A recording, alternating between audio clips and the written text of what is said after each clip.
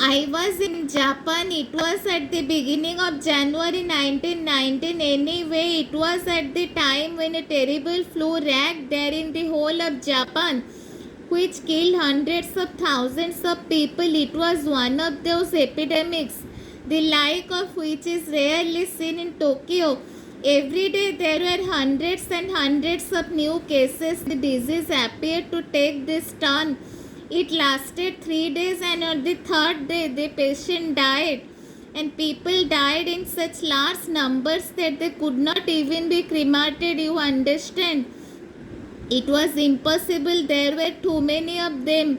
Or otherwise, if one did not die on the third day at the end of 7 days, one is altogether cured, a little exhausted, but all the same completely cured. There was a panic in the town, for epidemics are very rare in Japan. They are a very clean people, very careful, and with a fine moral. Illness are very rare, but still this came. It came as a catastrophe.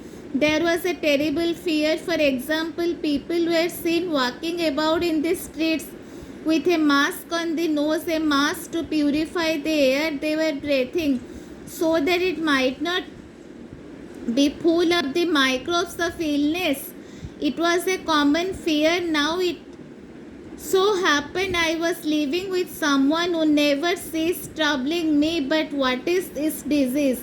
What is there behind the disease? What I was doing, was simply to cover myself with my force, my protection, so as not to catch it, and I did not think of it anymore and continued doing my work. Nothing happened. I was not thinking of it, but constantly I heard, what is this? So I would like to know what is there behind this illness. But could you not tell me what this illness is? Why is it there? One day I was called to the other end of the town by a young woman whom I knew and who wished to introduce me to some friends and show me certain things. I do not remember now what exactly was the matter, but anyway I had to cross the whole town in a tram car, and I was in the tram and seeing these people with masks on their noses, and then there was in the atmosphere this constant fear. And so there came a suggestion to me. I began to ask myself, truly, what is this illness? What is there behind this illness? What are the forces that are in this illness? I came to the house. I passed an hour there, and I returned. And I returned with a terrible fever. I had caught it. It came to you thus without preparation, instantaneously. Generally illness from germs and microbes take a few days in the system. They come, there is a little battle inside.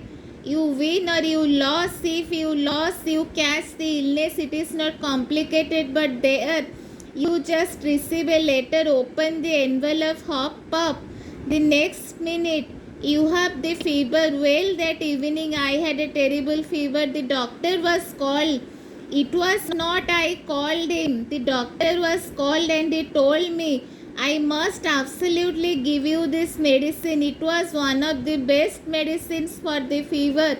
He had just a little. All their stocks were exhausted. Everyone was taking it. He said, I have still a few packets. I shall give you some. I beg of you, do not give it to me. I won't take it. Keep it for someone who has faith in it and will take it. He was quite disgusted. It was no use my coming here. So I said, perhaps it was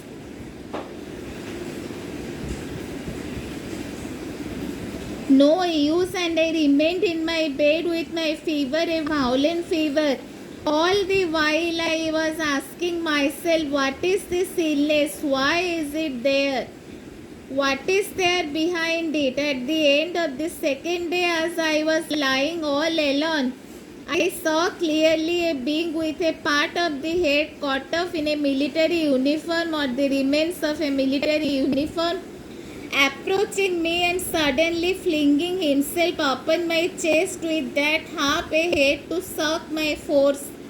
I took a good look, then realized that I was about to die. He was drawing all my life out, for I must tell you that people were dying of pneumonia in 3 days. I was completely nailed to the bed without movement in a deep trance. I could no longer steer and he was pulling. I thought, now it is the end. Then I called on my occult power. I gave big fight and I succeeded in turning him back so that he could not stay there any longer, and I woke up.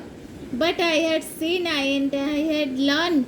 I had understood that the illness originated from beings who had been thrown out of their bodies. I had seen this during the first great war towards its end, when people used to live in trenches and were killed by bombardment.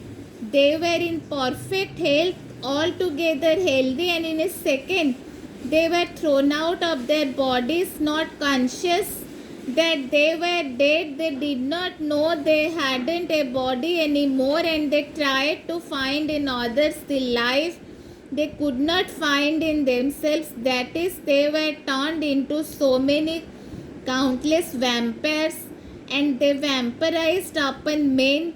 And then over and above that, there was a decomposition of the vital forces of people who fell ill and died. One lived in a kind of sticky and thick cloud made up of all that, and so those who took in this cloud fell ill and usually got cured, but those who were attacked by a being of that kind invariably died.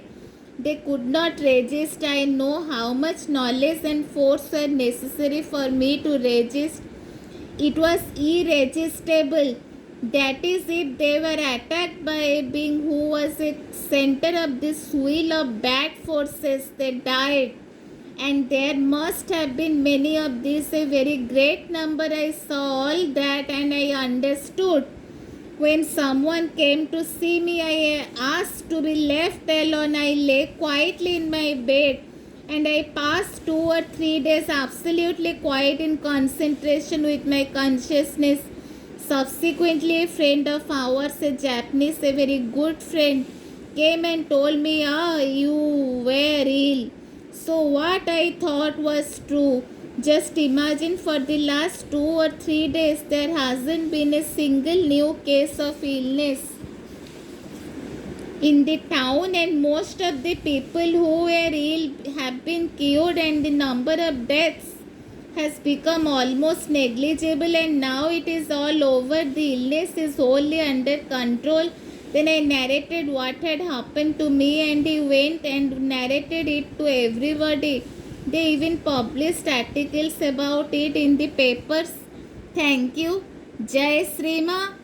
I am from Sai Odisha News report.